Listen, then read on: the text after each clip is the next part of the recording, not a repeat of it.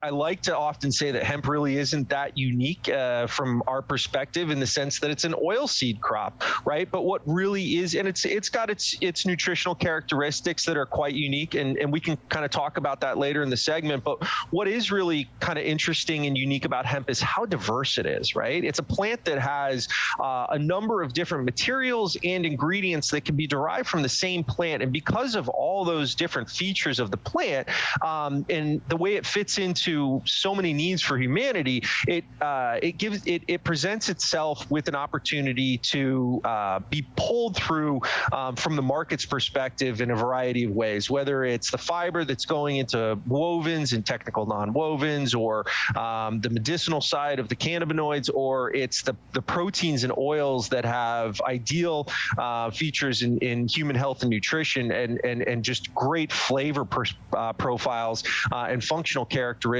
when it's processed in the correct way, or in different ways. I think that's what really makes it unique. But one of my advisors early on kind of hit me upside the head, and he said, "Chad, you got to focus, because there's no way that you're going to be able to boil the ocean."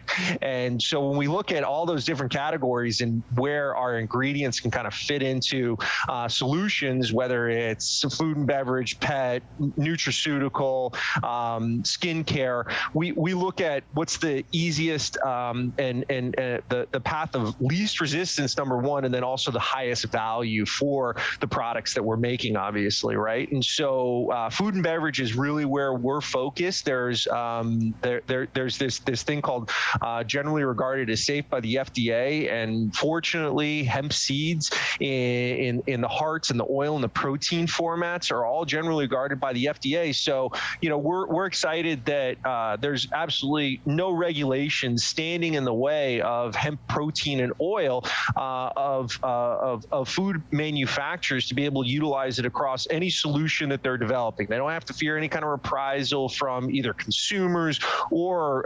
administrative regulations that saying, is this product safe for human consumption? On the pet food side of things, there's bespoke legislation in different states. Montana just adopted some early legislation allowing it to be used in pet food, but it's still not available to be used in animal feed. AFCO and the USDA are still kind of doing the research that they need to do to ensure that it's safe for animal consumption, which is a little bit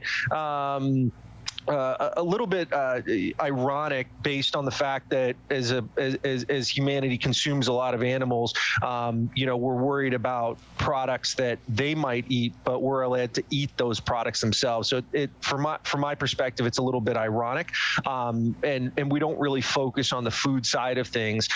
We do produce a lot of oil, so topically hemp seed oil, and it's and the fact that it doesn't clog pores is non-comedogenic is how the formulators kind of refer to it. The hemp seed oil is just tremendous in a lot of applications for skincare and cosmetics. So we really focus on food and beverage, and skincare is our predominant. And in the food and beverage world, I mean, everything from meat analog, which is predominantly where we see our ingredients performing best from a functional and flavor perspective and having the most value, all the way down to bars, and even some dairy analog. So there's a lot of exciting applications that we're seeing formulators come up with solutions.